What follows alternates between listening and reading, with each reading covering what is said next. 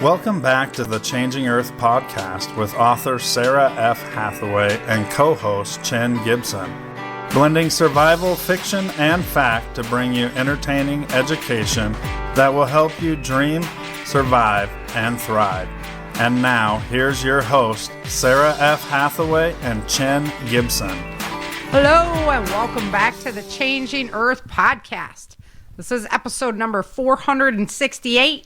Season 16, Episode 3. For those of you that are in the live chat, you know that Chin's back. Hey, Chin, what's up?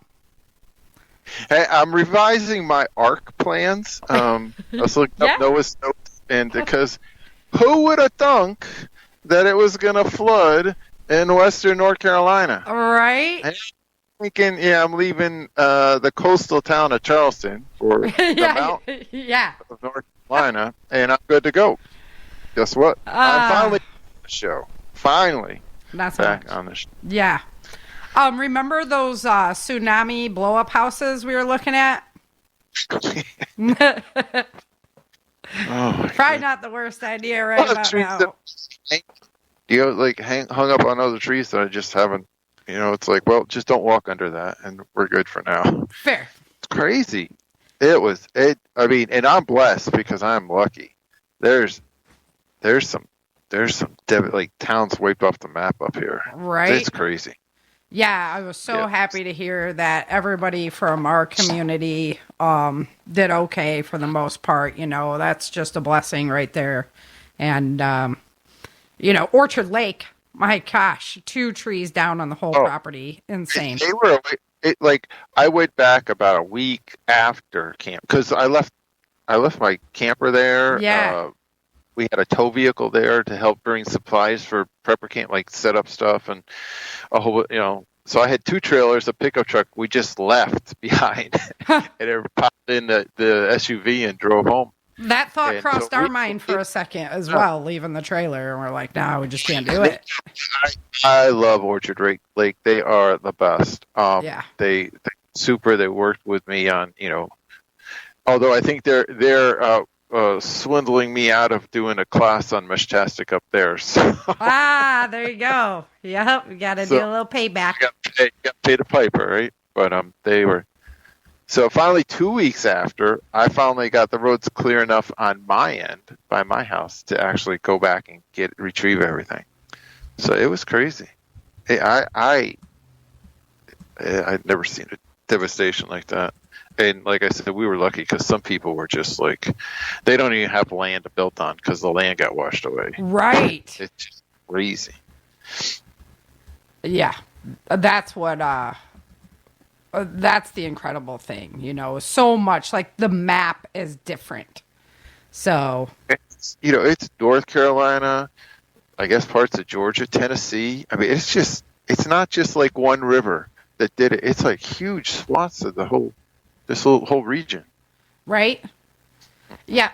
Yeah. The river's completely changed. And then just the amount of landslides and stuff when we were driving out, seeing, people, half their house is gone. And they're just standing there, like a deer in the headlights. And, I mean, what are you going to do? We only had half a tank of gas. We had to get out of there, Yeah. So, that was a little extreme. I definitely, our thought process was it's going to break in Georgia. It never comes up in the mountains. No, exactly. And ironically enough... I get this strange notification when I'm watching YouTube today that a new documentary coming out on how the Appalachians are going to be the new power center of the United States, the energy revival for the United States. Because I literally went 2 weeks without power at my house because of... Well, I just find it a little ironic. It gets wiped off the face of the earth, and then, they're talking about already a documentary about the towns left behind, how we're going to reinvigorate them. They're going to have to do stuff. It's going to change. The landscape changed for sure. Yeah. Yeah. Crazy stuff. Crazy. Yeah. No fun, man. Thing is how people banded together to solve problems. And if you were waiting on the government, you might as well just give it up. Right? Honest. Isn't that what we always say on the podcast? I'm not saying that there aren't good people in some of these rescue agencies and stuff, but the most support that I saw were just common folk and like church groups and private like veterans and stuff that knew their skill sets when they were enlisted, that just pulled together. And I was watching a video on a group of guys that Green Beret guys that were got access to a private airport, like some guy that owned this little airport, like one hangar and one strip, and just a little airport up here in the mountains. And so they banded together, and they were running 100 flights a day out of that little airport to support. And then they branched out from there to support the local community. It's amazing what people can do when they use their talents and their skill sets. Yes, and like I say, we've done so many shows on when disaster strikes. FEMA's not even worried about you on your house. What they're worried about is they've got to get power back on. Even if they were doing their job correctly, they're worried about big infrastructure items. Continuity of government and infrastructure stuff. Not, I'm cold, hungry. You're stuck in the mountains and you don't have nothing. We're not really even worried about that yet. Yeah. So, it's a prime example of you got to tighten up your bootstraps. Not any kind of better people to be put to that test. I mean, I pray for everybody over there, but I know those people, and they're good-hearted people. And, like if this would have happened in California or something, it would have been rather amusing. The other takeaway is you could plan to your heart's content, and you can have, 2 is 1 and 3 is better, that whole mentality. Yep. But when that wall water came and washed away, like storage buildings, like, if you had stuff stored away at storage buildings or those rental places and all this stuff, washed away. Gone. But, yeah. So you got to have some good skills, and you got to have a good head on your shoulders to be able to deal with situations when they come your way, because you might have $100,000 worth of equipment still up, but then if it ain't there after the event, you still have to have a good head on your shoulders to figure it out. That's so true. Always skills and your mindset over stuff. I mean, I know people that had a rental building full of stuff, and that got 8 foot of water. Yeah. What are you going to do then? The ceiling. And so they took out those plastic totes, and the totes were full of water because it had gone up so high. Yeah, because they were just submerged, right? Wow, that's really... It was like the water was like 20 feet above the road. Right. Yeah, I heard a story about a third floor apartment. Yeah, it blew my mind to driving. And the creek bed is another 10 foot below us, probably. And you look at a mud line across, like a solid mud line across the trees, not like a little, that might be where the water line was. It was like tan up to a point, and then it was green beyond that point, right? So you knew where the mud line was.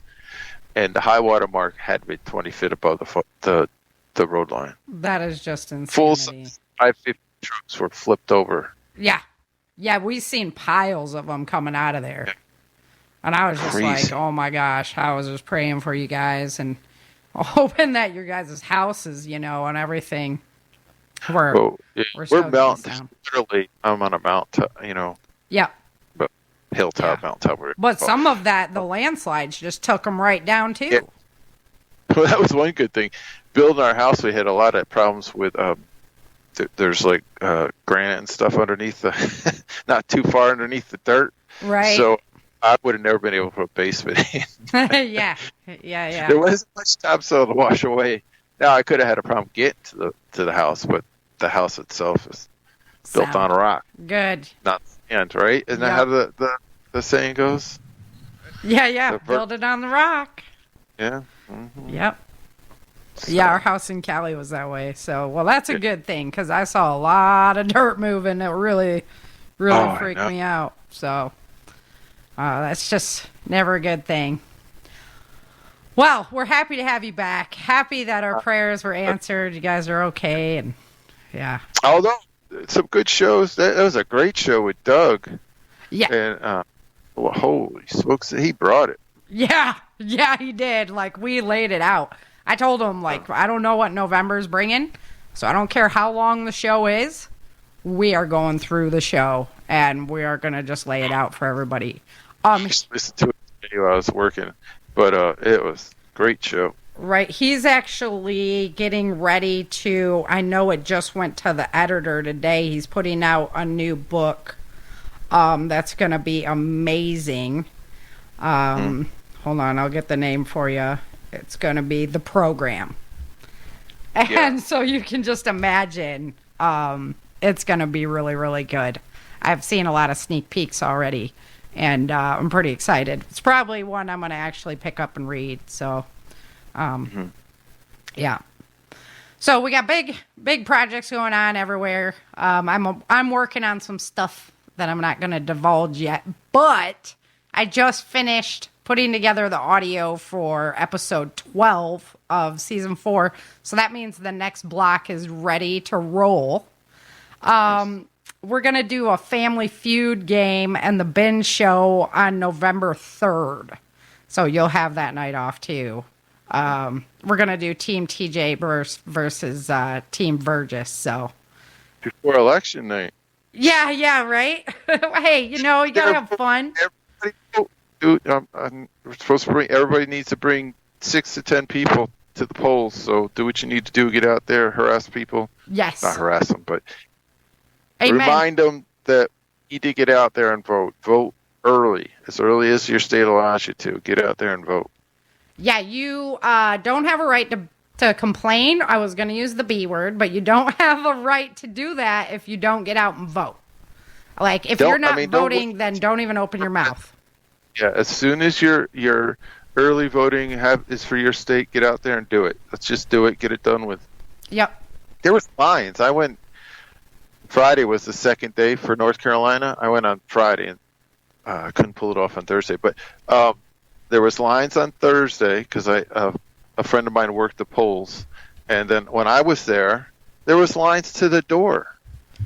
I think ours opens on the 21st. Yeah. So, yeah, I'm definitely gonna be doing my part, because like I say, if you don't vote, you can't complain. You can't have a show about it. You can't talk about it because you're not making your voice heard. And we have to do the best we can to show to turn up. So yeah, you got to do it. Yeah. Don't wait. I mean, what happens if there's an event on the 5th and weather or car problems or sickness or whatever, and you can't get there? Let's not put it off. Just get it done. Yep. And it's going to be longer lines anyway, so just as soon as you can. Just the door Thursday and Friday. Yeah. Of our first 2 days. Yep. Yeah, I think, like I say, I think ours is the 21st. I just had one of our representatives actually came to the door of the house. Oh. Yeah, knocked on the door. Hey, how you doing? I'm so-and-so, and I'm running for this. And it was like, wow, that's really cool, that you actually take time to show that, you care. So, pretty neat stuff. I've been, I'm not going to lie, I've been a little, so I'm like 110 person. Either I'm going 110 or I'm not going at all. And I've been a little lethargic today, I have to admit, because it's like, you know what? I'm going to lay around and enjoy a day because, I walk with the hand of the Lord, but I have no idea what's going to happen after November. And so I'm enjoying every single day. It could be crazy. Yeah. No matter who wins, I'm a little worried. Yeah. So, like I say, yeah, Jesus said, don't be afraid in different words. 365 times. Fear not. 365 times in the Bible. That's one for every day. So we know, he's got our back. But, I I don't know what that's going to bring. I just don't know. So we'll have to just... It's going to be easy. We're just going to play it as we go. And be sharing it with our PBN community while we're at it. So, well, that brings us into the topic of the day. We're talking comms. One of the very biggest problems in North Carolina was communications. I mean... That was crazy, right? It was. Everything went down. Cell phones, internet, boom, down. Yeah. Thank God for JB again. You know, because my mom was freaking out. And I didn't really realize why, because we were so safe at Orchard Lake, you know. And but she was at home watching the news and going, oh my gosh, you know, my family's there. And without JB, I wouldn't have been able to communicate with her. And, you know, that's really stressful for everybody involved. So important. So, yes, even Sarah, the anti-tech, anti-wanting to learn this stuff, is very interested in learning some different communication methods now, because that was a big reality check right there. Oh, yeah, I'm never let a good disaster go to waste, right? Right. So I've been using this like crazy to broaden my networks, and both in the industry and in the community, and I've been talking to people all over the place, because there's no reason to think something like this won't happen again. Even if it's not a flood, it could be something else. Right. So take us through. I've got my Meshtastic even in my hand as we speak, because I was like, we're doing the show on it. Wow, that was our speaker's gift. And so I'm just kind of staring at it going, oh boy, now Chin's going to make me learn this too now. So let's, you take it over, man. It's your show tonight. So let's walk through it a little bit and get to the nitty-gritty. It's basically a little radio. So you have this little device. It's a radio. It's got an antenna that Bluetooth pairs with your phone or your tablet. But the only thing that your phone or your tablet is used for is to be the monitor and the keyboard. Right. So I would need a little solar charger for that to make sure that. Well, the Meshtastic needs power too. Yeah, the little radio it runs off of electricity, so it has a little battery in it. So either you have backup power or backup batteries, or grid power, whatever. However you get power, you have to power the radio, you have to power your phone somehow, right? Right. But once you get over that, I mean, and it pulls like less than 4 amps. I mean, it's just a tiny little draw. The batteries they're not that, like a 3,000 millivolt battery was lasting me about a week. So okay, that's good. It's really, they're LoRa for long range, and they're designed to work on low power. They sip the power. They send small data packets out through the radio, and it's made to be used. The guy that originally designed the system, the software, which is open source software, was a hang glider out in the West, and he was having problems with not having cell phone service, so he wanted a way to communicate with his friends while they're out doing their hang gliding stuff. Oh, interesting. So they took the LoRa infrastructure, the hardware, that the little radio chips and stuff that make up LoRa, and they developed software called Meshtastic. Meshtastic, right? Because the mesh of Meshtastic is mesh networking. So what they did is they took this there's a little radio that sips energy and can get data out long range, and they paired it with an app that will send data text, basically. Like if you ever use Signal, Yes. the app Signal, the app for Meshtastic looks just like Signal. You can do direct messaging right to one person, or you could set up a group like PBN. The hosts, we have a private group, right? So we're always talking in the back channels. That's when we call it the back channels, right? Right. It's usually us talking on Signal in our little group, right, about upcoming events or show topics or whatever we're talking about, right? So it works just like that. You can send text messages back and forth. So if I have the Meshtastic app going, does my Meshtastic have to actually be turned on as well? Only if you want somebody else to receive the message. If you just want to talk to yourself, then fine. Now, can I like message you from here on it? Well, yes, but so what the preparedness community likes to do is stay off grid, right? Right. So off grid, they're line of sight radios, just like walkie-talkies, line of sight radios.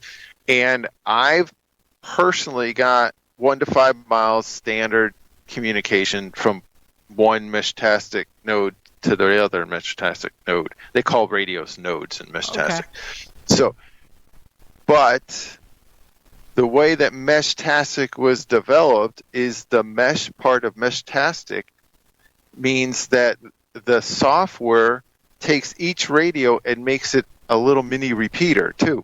So my Meshtastic will send out and receive messages that I send or that my friends send back to me. And it will also ask us as a repeater for somebody else close enough to ping my Meshtastic radio node. So let's just say say we lived in the same town. You were 15 miles away, and my radio couldn't get to you, but my radio could ping off of 2 people in between us and get to you. So you would get it because they call it hops. It hops from one to the next to the next. So the the next. more that we get these out there, the better the network is. Oh my goodness, yes.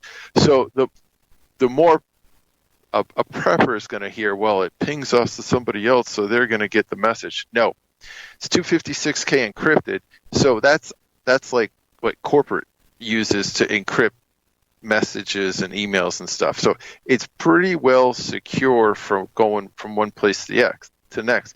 What's going to happen is the man in the middle isn't even, if the message wasn't intended for that person, they're not even going to know that they pinged it out through them to the next guy. It's just doing a community service by being there and sending it out. Yeah. So what I've done is I've gotten involved with the neighborhood watch. So now I got my neighbors with Meshtastic, and then I've gone into town and we've talked to some, like the mayor, who's pretty cool. He's on board. He's, he doesn't have purple hair, and the sheriff, who's, constitutional sheriff, he's cool. And we've got a CERT team we stood up. So I've got people in town now, right, that have these. Gotcha. So I'm building out my mesh network by getting other people involved. I've literally given some to the sheriff. I've given some, purchased myself, given some to an ambulance crew, because they were having problems until they got some donor Starlink systems. Yeah. Their systems went down. All this high-tech $2,000 walkie-talkie radios that they carry on their belts and stuff. Not worth anything. Yeah. They weren't worth anything. And I warned the sheriff about that. I wonder why that is. Do they use like internet or something? Yeah, some of it pings through the internet. Yeah. Mm-hmm. So like your cell phone, right? Your cell phone, if you and I are in the same room together, my cell phone is not really talking to your cell phone. My cell phone is going way out to the tower on top of the hill and back down to you. Mm-hmm. And that's what's happened with them. They were getting hit with all these Wi-Fi repeaters and stuff, and they were not able to connect to each other. So, like a cell phone is not real. It's a radio, but it's not like a radio, like a walkie-talkie, where it can talk to anybody. It's got to go through the cellular network, through the towers and back out to the next guy. And that's where isn't there like a piece of that with ham too now, that like it has to have, it would have to have power as well? Well, all radios need power, right? So you have to have some, right. You put a generator on a bicycle and pedal, so yes. Yeah. whatever it takes. But solar power, backup batteries, all that kind of stuff. But you and I were talking. You were asking if I could actually talk to you. Yeah. And I'm in North Carolina. You're in Texas.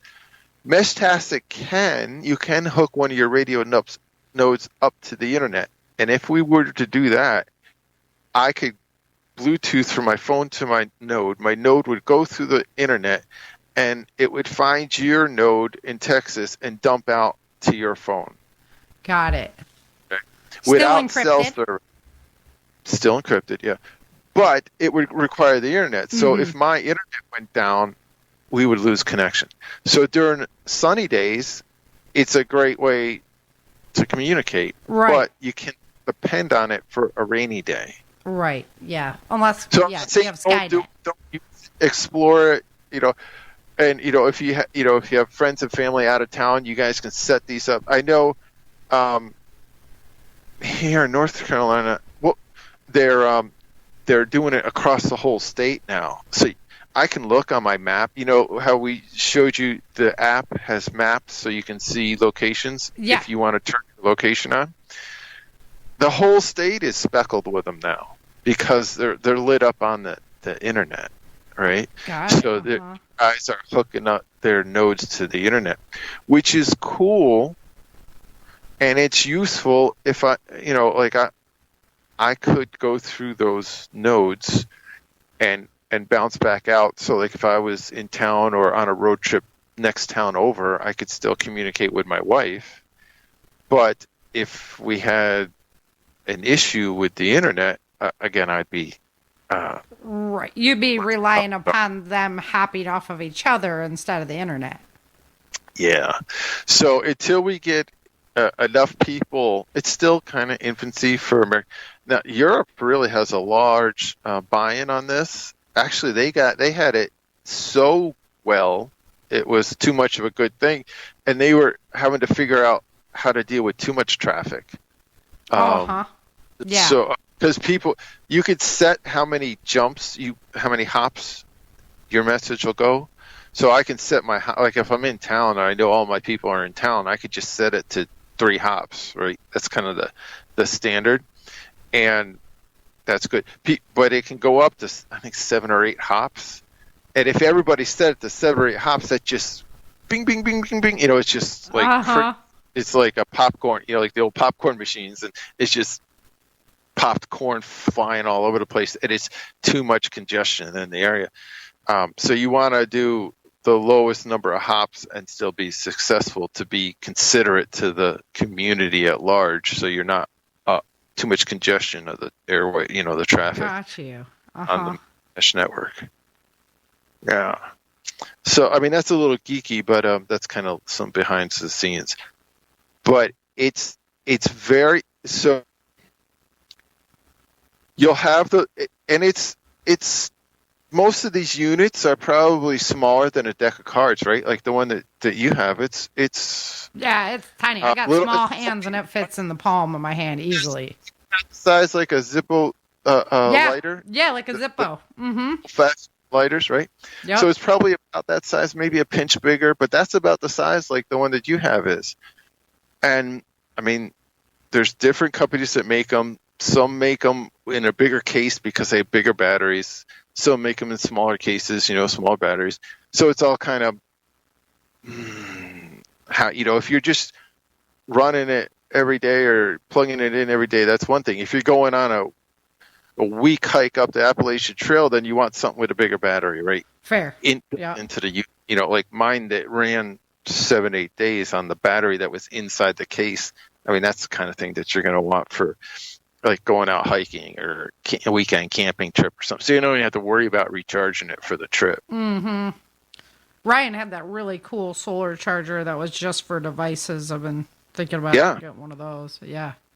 Yeah. Very interesting. Yeah. So it's cool because it's encrypted. It's free. The software's free. You don't need a license. FCC lets you do it without a license.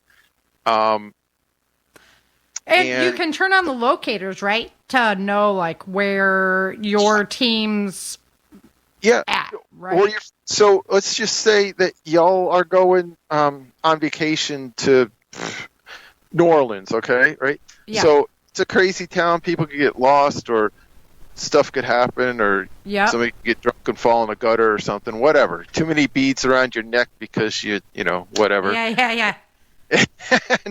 And you could turn them. So I typically run with it off just because y'all don't need to know where I am 24/7. Right. But you could turn it on. You could turn the location on, and then you'll know what everybody is, which is super helpful. You can all say, well, we're going to meet back at this pub for lunch, right?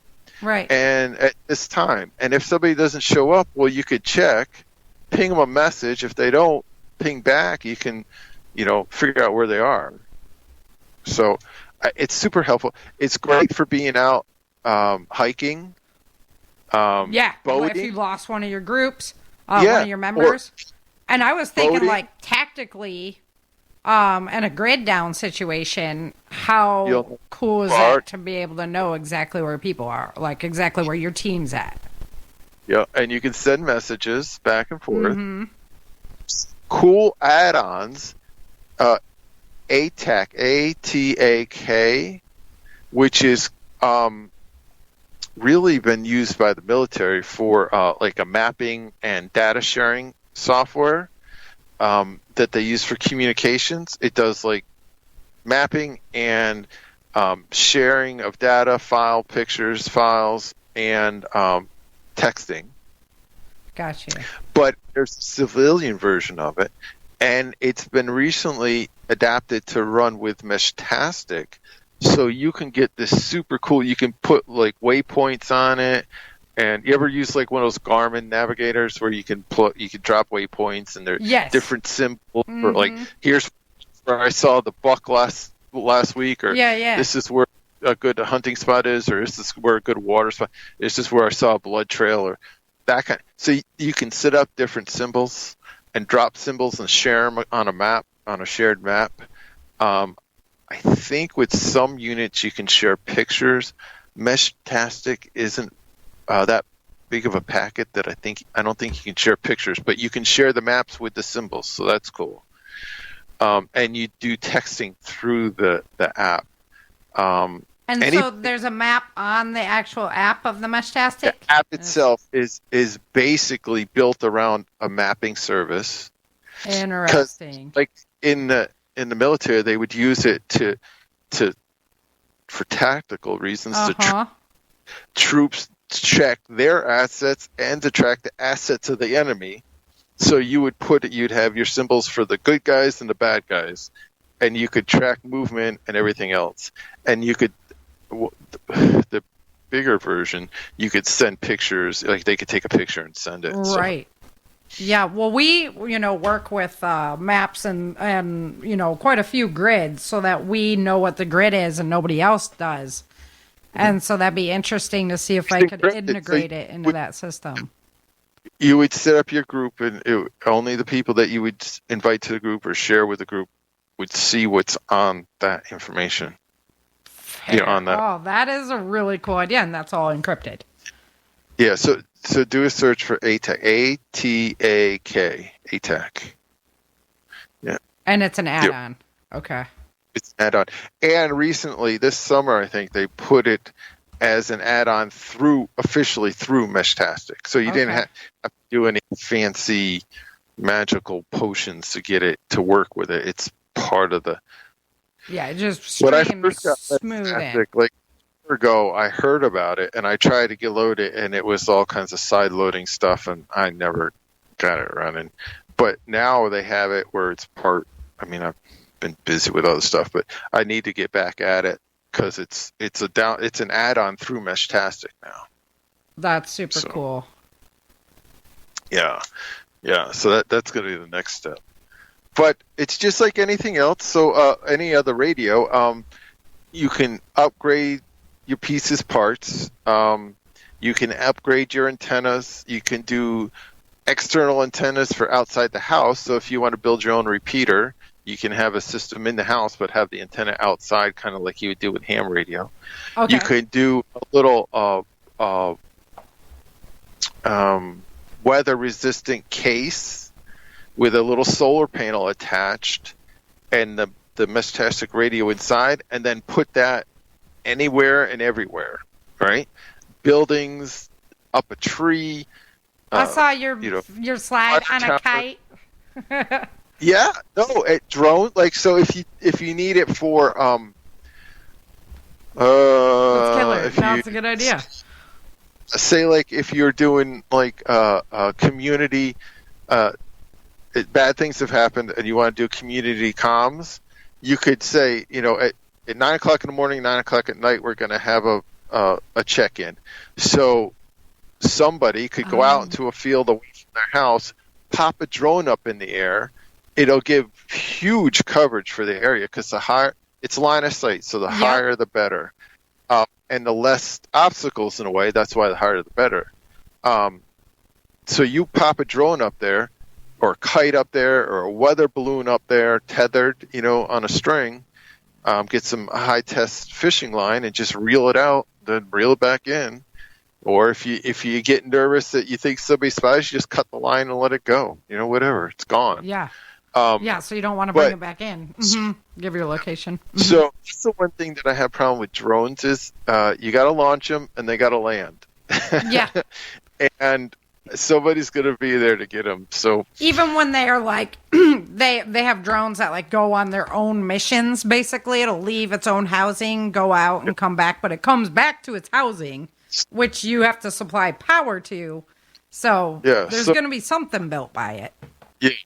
But anyway, so you could use a drone, and they make little, you can make little harnesses to mount the Meshtastic radios on drones, and they're light enough. Like yours is pretty light, right? Oh yeah, super light. They're light enough that you pop it up there. A little personal story I experienced was Meshtastic, you can set up private channels, and there's also the default channel, which is an open public channel. It's not encrypted, right? It's kind of like Channel 19 on CB radios. Uh-huh. So I saw a ping on the open public channel, and I looked it up. It was a guy flying overhead in an airplane, and he'd left his I think his call sign was his tail number, right? So I looked that up on the flight app. He was 158 miles away when we made contact. Crazy. Right? Yeah, so that he was up in the air. Yeah, he was up in the air, and I was on top of a mountain where I lived. So it was, line of sight was perfect, and 158 miles away. That's personal. I know that happened. So that is, but that's best case scenario. So what you want to do is you want to get a whole bunch of like church steeples, water towers, radio towers. Like the volunteer fire station that has the radio tower in their back lot, all those places, the top of business buildings, all those places, you want to get Meshtastic nodes put up, the little solar nodes. Put them up there. You really don't have to service them, but maybe once, twice a year. And those will be the airplane flying overhead, quote unquote, to give you really better range. Mm-hmm. And give everyone a place to link to. Everybody you could make contact with it, talk into, drop in. I mean, the radios right now are running $60 to $100, depending on which one you buy. right? So, Right. or you can buy the guts, just the chip. They have a little kit, like DIY kits, and those are $25-$30 a pop, and then just put it in your own case or 3D printed case or redneck gear up a Redneck case. engineer up it, some duct tape. Whatever. I mean, I've Yeah. seen them use like plastic, not like Altoid tins because those are made of metal, but Right. I've seen plastic versions that like gum come in it and stuff like that. Like food products would come in. They just make little cases out of stuff and put it in their pocket. That's pretty cool. Yeah. I know. So like the solar powered Knowles, you can buy them pre-made up. They're like $150-$200, right? Which isn't too bad if you think about what you're getting. I saw a YouTube video where they bought a solar garden light from Harbor Breeze, solar light, and then they cut the light off and so it came with a battery, came with a solar controller, a solar panel in that housing that was weather resistant. They put the Meshtastic chip in there, used the battery that it came with, and the solar power. Yeah. Put an antenna on it and used it for $20 plus the $25-$30 for the chip. They had a solar DIY solar repeater, which I went and bought and I'm doing myself. So that's a really cool idea. Yeah, because it's just going to self-charge. And I did the soldering already. I just have to attach the external, because I bought a larger external antenna. Yeah. And I just have to attach that and waterproof it and put it. I'll just ring it up into a tree. Yeah, you can get some like huge antennas too. Yeah. So the one that I have for my house is like a 2-foot antenna. The one that I'm putting on that solar system is probably a 6-inch antenna. Okay. I've got some mag mount antennas for Meshtastic that just mount on your car, like a CB antenna would mount on your car. Right. So the benefit of that is when you're inside the car acts a little bit like a Faraday cage. It interrupts some of the signaling. But if you put the antenna outside your car on and you put the mag mount on the roof acts as a ground. Yep. The performance of the antenna, and you don't have to waterproof it or nothing because the radio's inside. You just take your radio, unplug the antenna, just like I've been telling everybody to do with their walkie-talkies. Take your walkie-talkie, take the walkie-talkie antenna off, get the mag mount antenna, put with the adapter, put that on your walkie-talkie, and now you have one in your car. Yep. Easy peasy. Like road trips, you'll get much reception.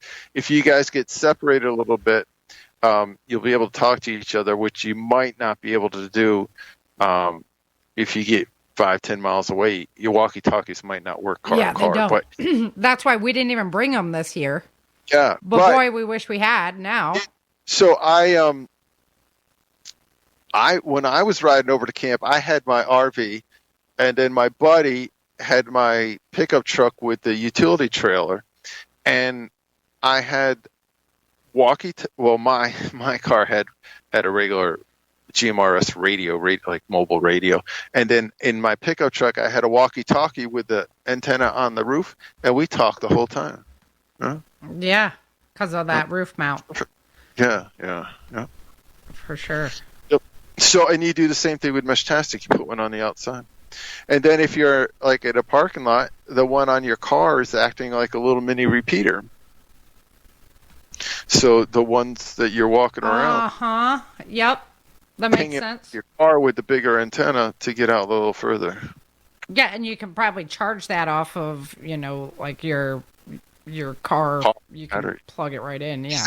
Yeah, because like yours will last a day, maybe 2 days on a battery charge.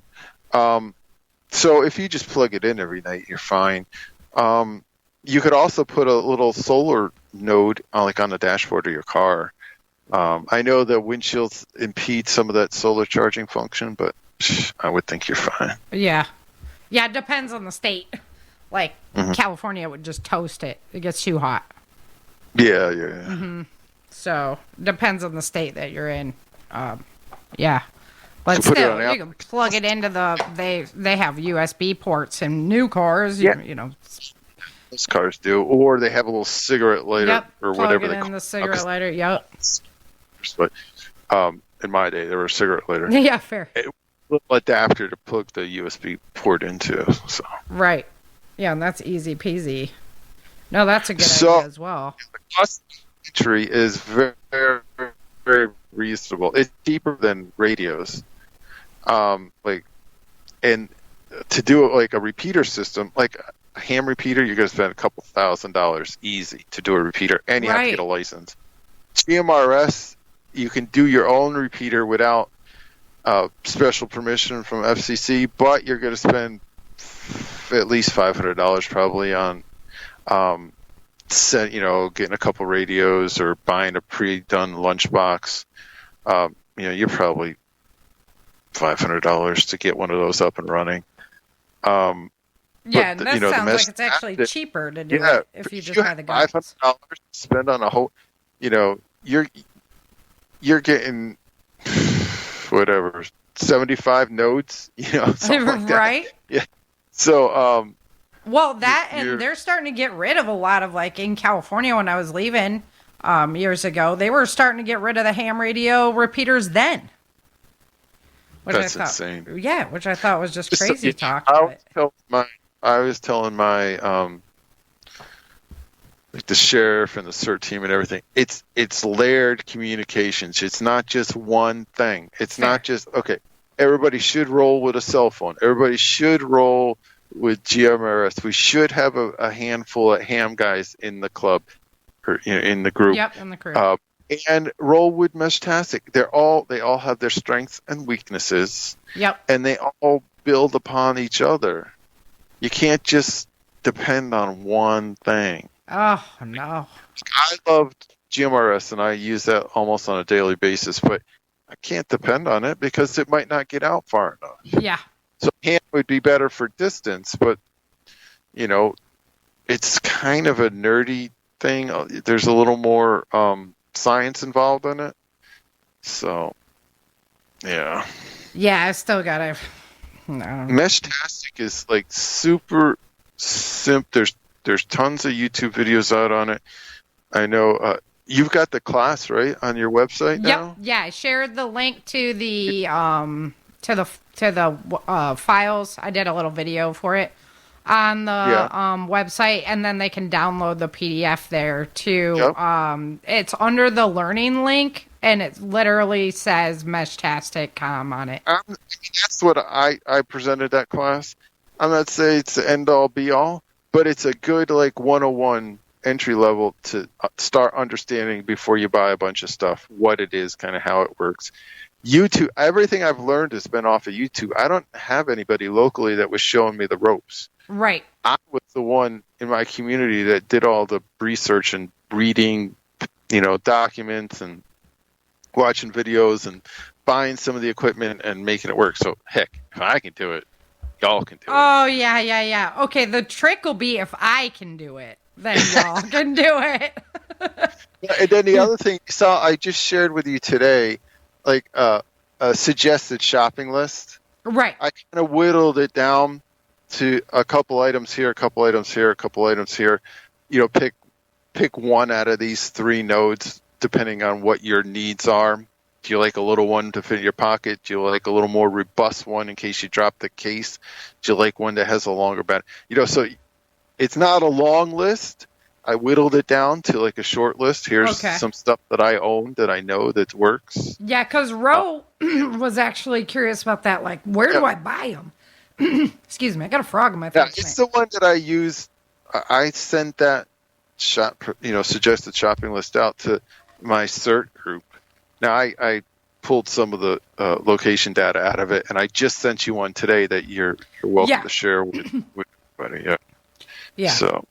Yeah, that was his question. He's like, I get it. I understand how they work. Where do I buy them from? So that's cool that you did that. Yeah, and I tell you the model, and I provided the link on where to get it, and all three. So the companies would be the Music, MUZI, Muzi Works, right? MUZI Works. Okay. and they're the ones that like you got at Prepper Camp. And then Altavox, ALTAVOX, and then that's a little more robust one with a bigger battery. That's the one that I now carry with me on a daily basis. And then Rockland, ROKLAND, and they are like the Radio Shack of this Meshtastic world, where you can buy all pieces and parts. Oh, love that. You can upgrade your stuff. It's really kind of like Legos or like AR for like adults, where you could piece and part, you can buy something and then you can improve upon it. So if you, Rockland also sells like the whole unit too, so you don't have to break out the soldering iron. A lot of them, there's a WizBlock, WISBLOCK, WizBlock, which is basically snap together components that they literally snap together, so you don't have to solder them together. So it's pretty cool because you can buy the basic starter kit, you snap the antenna, you snap the battery, you snap the Meshtastic little processor onto the motherboard. Basically, is what you're doing. Yeah. And you can snap sensors, so you can do weather, like barometric pressure, temperature. You can snap sensors to do soil moisture. You can snap sensors to do liquid levels. Like so, it would have been nice at the dam, right? You could tell how high. Yeah. Rising at the dam, and it would ping that out just on a regular. Nobody had to be there, and if it was solar powered, so you can do motion sensors, all kinds of cool sensors. That's pretty neat. Yeah, because you could set up a good defense for yourself that way. Sensors, light sensors, UV, like motion sensors off of UV, off of. There's a whole bunch of different. One of my buddies is gonna geek out on this so hard, like. Yeah. Like the guy that just wants to buy the crap, go see Matt over at Altavox, or because he just sells. I shared right all out that the door. in the chat for everybody, and I'll put it in my blog for everybody who's listening.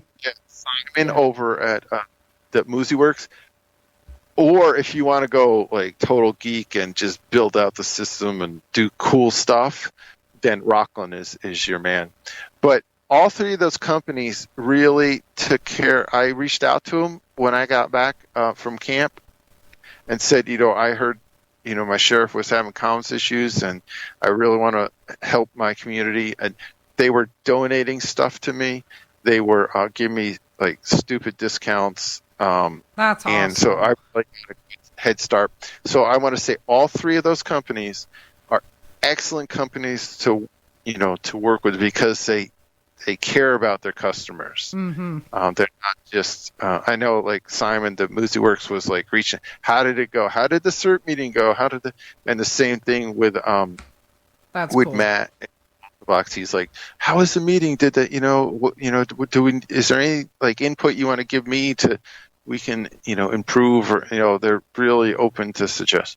So all three of those companies I can say nothing but good about. It's not like ordering off of some of the stuff you get off of Amazon, but yeah, they don't care. They really don't care. They don't care about you.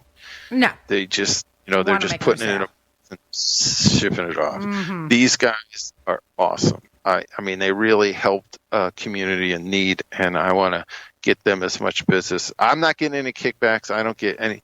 I mean, they took care of me when I asked them because of an emergency. So you're going to take care of them now. But that's just a testament to who they are and what their ethics are. Mm-hmm. So Garden Girl said Meshtastic would be good for us and the in-laws 30 minutes away from each other. Okay, so... A little far? Minutes is... depends on how flat. It's Texas, and it's by Dallas, so it's a little bit flatter than it is in my neck of the woods. I don't think 30-minute drive is going to cut it. There's going to have to be strategically placed nodes in between. Repeaters along the way. You're just Or out like rigging them on like traffic lights and stuff.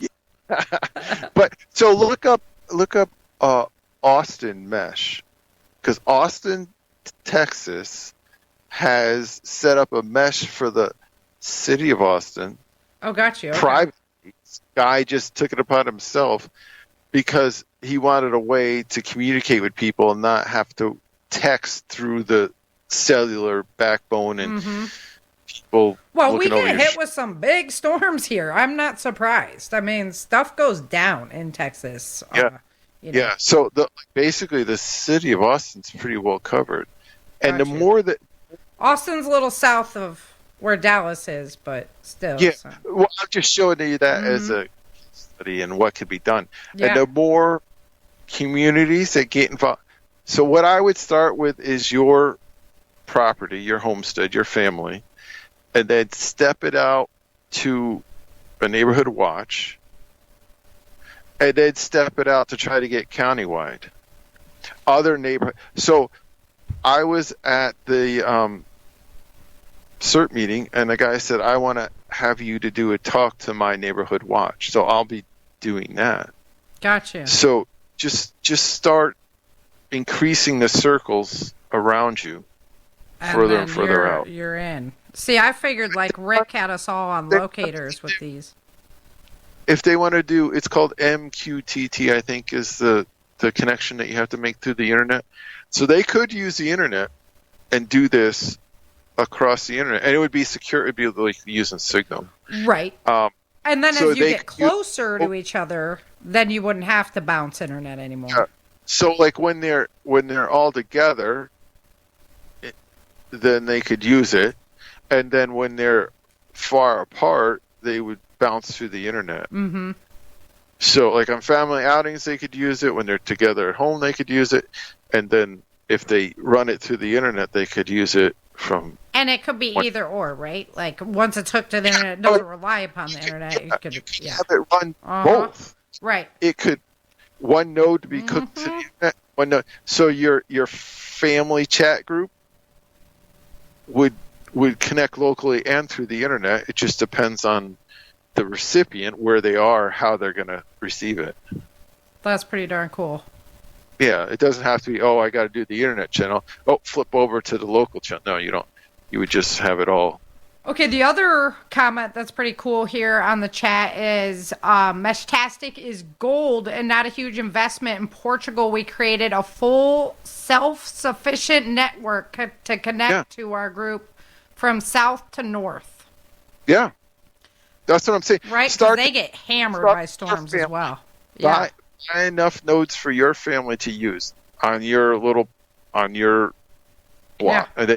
And then buy some for the neighbors, or entice the neighbors to get involved and do a community watch. Because you could say, what if we have a power out? What if we have the next storm? The next storm. I mean, where we are, yeah. Anything. Mm-hmm. You know that all circuits are busy or no dial tone. Yeah, and these still work. Yeah. Fair. Mm-hmm. I love that. Yeah. And we'll be able to know where we are.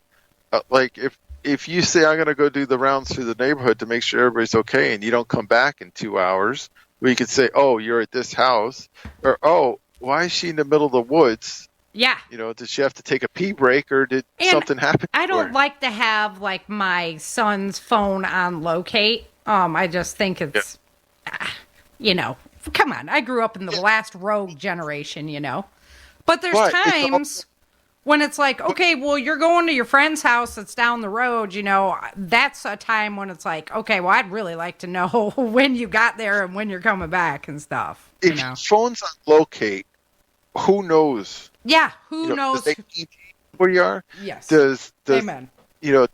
Who knows? Exactly. And who's intercepting it? Now, I'm not saying that they can't crack the nut and figure out Meshtastic, but it's pretty well done. Difficult. Yeah. It's going to be way bigger challenge. You choose who you want to share your position with. So Love that. Yeah, it's a little more private than just turning it on and having some creeper in a white van with, All right, candy canes. So exactly. So everybody's got homework. We got to start getting these into the hands of our families. We got Christmas coming up. That's been JB was like, everybody's getting one for Christmas. I think it's cool, right? Like Yep. the kids, it's like, oh, this cool tech. It's like, oh, I Yeah. could super secret spy stuff. Yeah. You know, I can talk to my friends. Yeah, you could talk with your friends. You can have a friend group. You can have a family group. You can, yeah. And honestly, I don't see the point of not hooking it up to the internet while we're in, good days, blue skies mode. Just know that if you can't depend on it to talk to your family, just like you can't depend on your cell phone to talk to if you're running across the internet. If the internet goes down, you don't have Skype. What if you do have what if you had the Skylink or whatever the good one is? Yeah, probably Skynet, right? Yeah. What could it get your signal out to them if they didn't have internet? I think so. Yeah. Yeah. So if they both ran Starlink, both, I would think that they could hop from both ends family have it. Yeah, then we could hop it still. But then they could use Starlink too. But they could have the Starlink in the house and be outside sending texts. If you guys are outside having to work outside or something, you could still be connecting to the one in the house using the Starlink to get to the next town over where your family is. So, you wouldn't have to be sitting there by the tablet or the keyboard watching for the next message to come through. You could be at work. I like it. Yeah. All right, we got homework to do. Got homework. Yeah. I mean, it's not perfect. There's pros and cons with everything, but it's a good addition to your comm package. That PACE plan everybody's talking about after the storm. PACE. Yep. So. Okay. All right, I want to do some Changing Earth news this week because we haven't done it in a couple weeks. And crazy stuff going on, guys. It's always the race of the people versus the planet is what I always talk about. And even though we didn't have super amount of activity, still the Earth is kind of being like, you guys think you got stuff going on? Well, just hold my beer for a second. So I really want to do the Changing Earth news tonight. And then we have a meeting tonight as well. So after the show. So we got to kind of stay on a timetable here. So let's go ahead and do some Changing Earth news. Chin, thank you so much for bringing that to the group. Because right now I'm just trying to give people tools that they can use because, of course. It's been my passion project. You guys might want to think about it sooner than Christmas, actually. Because November, I'm just saying. Yeah. Or have it all ready to rock. Yeah. The app.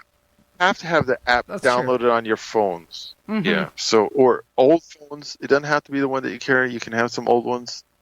Put away old tablets or buy some cheap tablets. Mm-hmm. Yeah. So have them put away if you're done. Yeah. Okay, here we go. Changing Earth news.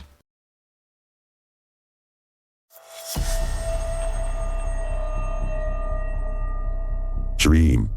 Survive. Thrive. This is Changing Earth News. All right, Changing Earth news. So, obviously the cleanup in North Carolina continues endlessly. It's going to continue. It's going to be years. Years. So, still doing that. Milton hit Florida. I could talk to you all day about strange things that happen with Milton as well. You guys can hit me up off my website. You can reach me. You can reach me in chats and whatnot if you want to hear some of the interesting theories that went around Milton. But there was quite a few tornadoes associated with those as well that they're starting to get a lot of the data out on. Tornadoes, they always have to pull data, and then you find out later that it was an EF3 that hit this area because they're pulling data off of them. So rarely is it the 20-foot wide tornado that went for, or the 2-mile wide tornado that went for 20 miles. That's just a extraneous circumstance. So they're starting to get more and more data out on that. We had a massive X-class flare come off of our sun. It was an X9. And honestly, that one was really short duration. That's the one that I thought was going to, bring it much more. Do you remember me talking about that on the back channel? I was like, this one, guys, eyes on this one.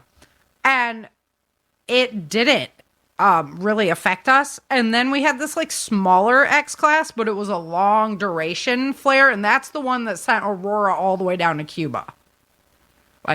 People were seeing auroras in Cuba.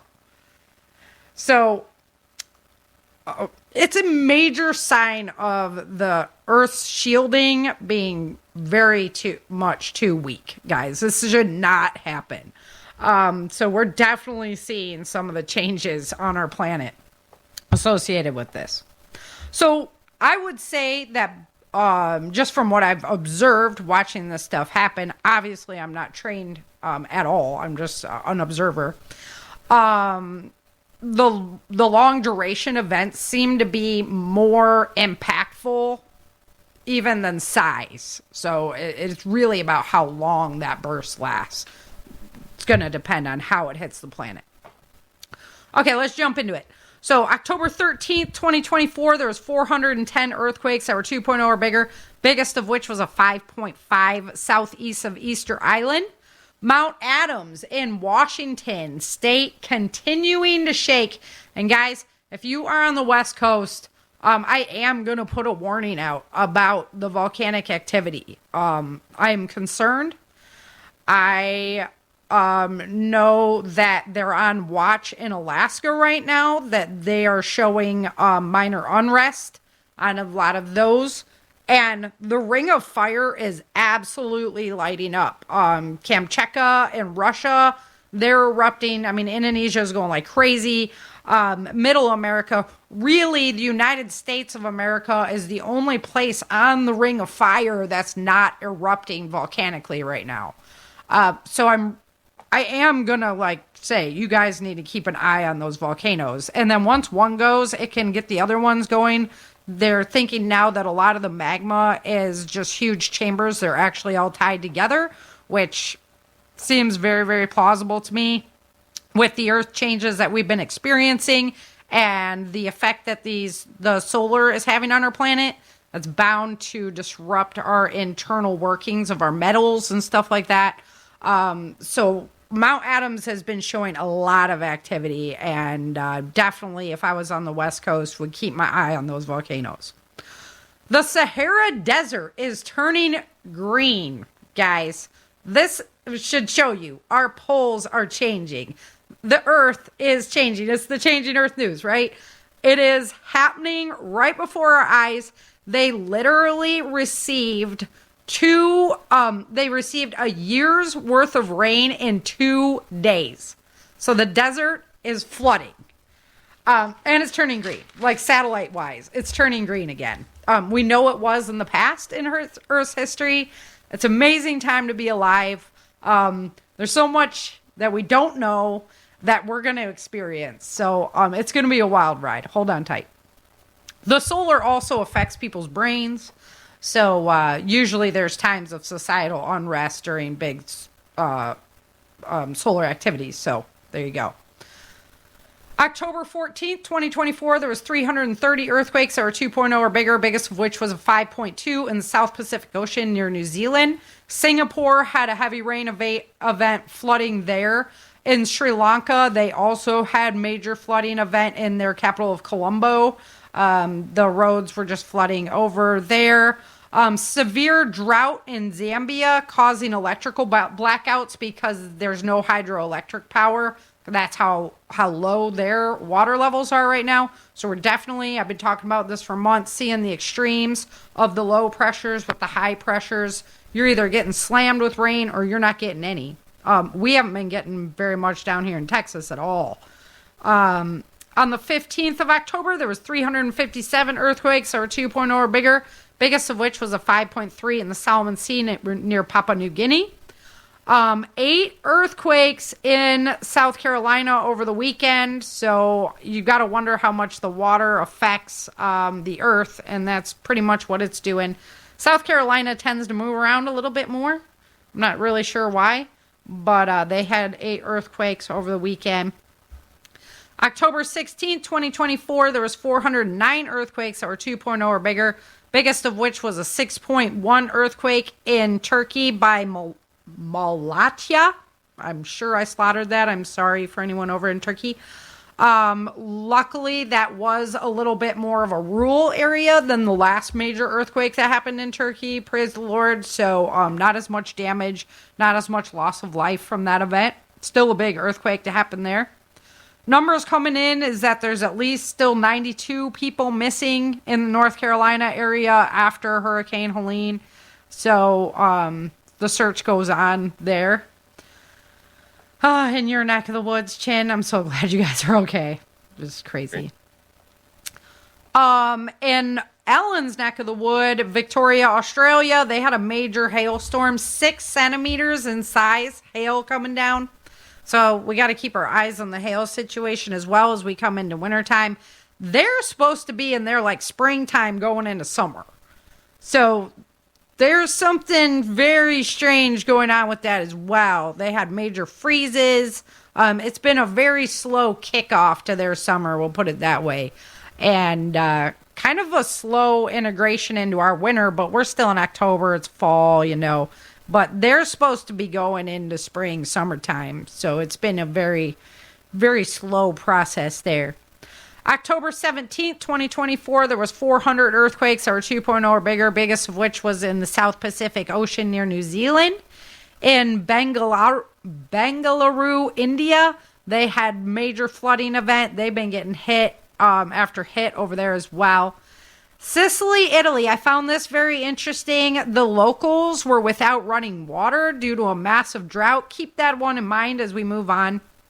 October 18th, 2024, there was 321 earthquakes that were 2.0 or bigger, biggest of which was a 5.4 in the North Pacific Ocean near Tokyo, Japan. France had major flooding event, literally cars just bobbing down the road in the floodwaters, much like we've seen. And the Sakajima volcano in Japan awoke up. It started erupting. Pakistan has had a major food crisis as droughts choking the farmlands out there. And then October 19th, 2024, 305 earthquakes that were 2.0 or bigger, biggest of which was a 5.3 in Makassar Strait in Indonesia. There was 5 earthquakes off the Oregon coast. Just too much noise over there by those volcanoes for me to be real happy about it. Florida, the flooding from Milton still isn't subsiding, so normally the floodwaters would be retreating, but that hasn't happened yet. Vancouver, Canada, they had flash flooding causing road closures. Arizona finally got some storms in. They had rain and hail and snow on their first storm. So you go from being hotter than heck and dry to just boom, there it is. Today, October 20th, there was 337 earthquakes that were 2.0 or bigger, biggest of which was a 5.4 in the South Pacific Ocean near Fiji. Roswell, New Mexico, they had thunderstorms and flash flooding. They really needed the rain. Off the north shore of BC, they had torrential rain, flooding incident. And then Sicily, Italy, I told you to keep that one in mind because they were just in drought. Extreme flooding sweeps across the nation, so they literally went from famine to feast with the water situation. But you know, once it's that dry for that long, once you get that much rain, it just runs off. It can't absorb into those soil fast enough when it comes in that quickly. Hurricane Ashley is set to hit the UK today. It's packing 80 mile an hour winds with it. So we're going to see the news on that as we go into tomorrow.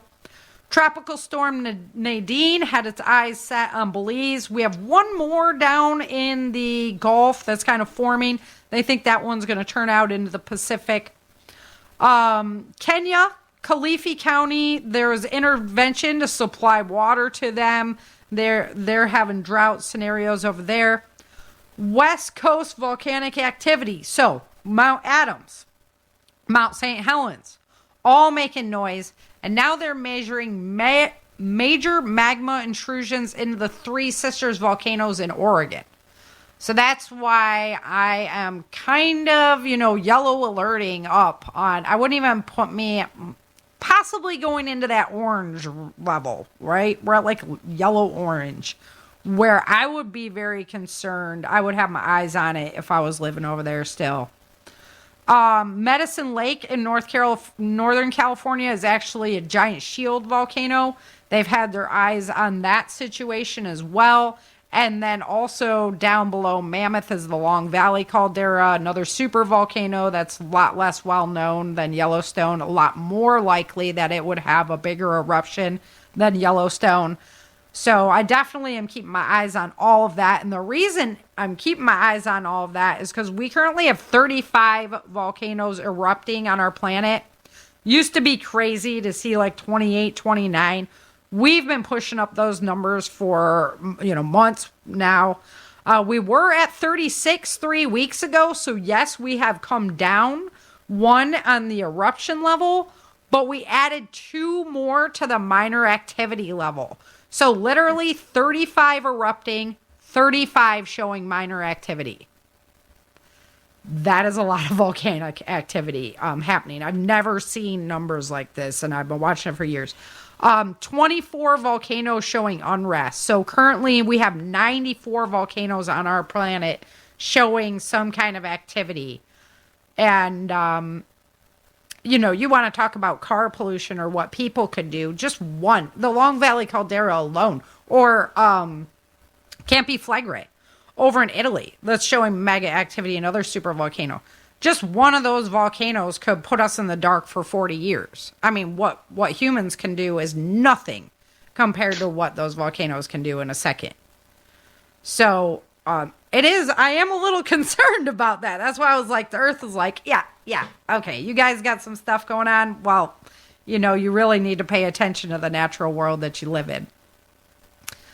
Wildfires in the United States, we are still at a preparedness level of 4. We have 3 new large fires in the United States, 27 total, a total of 1,162,000 acres on fire. One of those fires is contained. Idaho is the number 1 state on fire, which is also in magma zones. So 9 fires, 473,000 acres, 0 contained. Number 2 is Oregon. Again, we've been talking about magma on the move there. 7 fires, 244,000 acres, 0 contained. Number 3 is Wyoming. 2 fires, 185,000 acres. None of those are contained. Number 4 on the list is California. They do have 1 new fire. They have 4 fires total, 55,422 acres. So they're actually doing pretty good. But yeah, there we go. So make sure you get your Meshtastic comms up, guys, because I just don't know what things look like right about now. And that's why I'm really encouraging you to enjoy every day. We're so blessed to have each day, and not enough time is spent thanking Jesus and the Lord for the many happy days that we do get to have. And we're going to need to really hold on to them. When we saw what happened where you're at, Chin, it was an instant reminder of like, wow. Okay. I mean, we deal with some hurricanes out here in Texas, Louisiana, right? I've never seen come out of the mountains and just seen mountains just sheared off, like just dirt just gone. Piles of cars and tires on the side of the road. And I went back, the turn off right there when you turn by the sign for the campground, there was a mudslide right there. Yes. Right there. Yeah. We were so blessed to be nothing happened to Orchard Lake, because literally the waterfalls were just rushing out of those hills. That's incredible. Right? So, I mean, if we didn't, we've got to learn as we go. And I don't think enough of us spend time being grateful for all the good things that we have in the world, and realizing how precious they are. and how important it is to defend them. So, Yep. there we go. Alrighty, well, we need to get the heck out of here. We will be back next week. Another great show. And then the week after that, we'll be family feuding it out. We're going to have a binge day. We're going to have fun. It'll be election day. It'll be all kinds of good times. And then after that week, we're going to start playing the audio drama again. And, oh, buddy, hold on to your seats, guys. Chin knows what's coming. So, hold on. It's going to be a wild ride. Oh! I have books on sale because I bought too many books for prepper camp. And obviously we didn't sell too many books in a hurricane. So I have books, the whole book sale. I've never sold it so cheap. $100 for all 10 novels. You want a good Christmas present, something like that, head on over to Changing Earth. This is the last print of the original cover. So after this, they are gone, never to be seen again. And like I say, I got them all on sale. So if you're interested, head on over there, pick them up. I send them out signed. You can do a little special message if you want for your loved one. But I appreciate you guys helping me out, help move some books for me. That's ChangingEarthSeries.com. ChangingEarthSeries.com. .com. Yes. All right. Until next week, remember, dream, Survive. thrive. Thank you for joining Sarah and Chen for this episode of the Changing Earth podcast. Don't forget to pick up your copy of Day After Disaster, Without Land, The Walls of Freedom, Battle for the South, Dark Days in Denver, and The Endless Night at www.authorSarahFHathaway.com. If you love the Changing Earth series and podcast, become a supporter while you're there.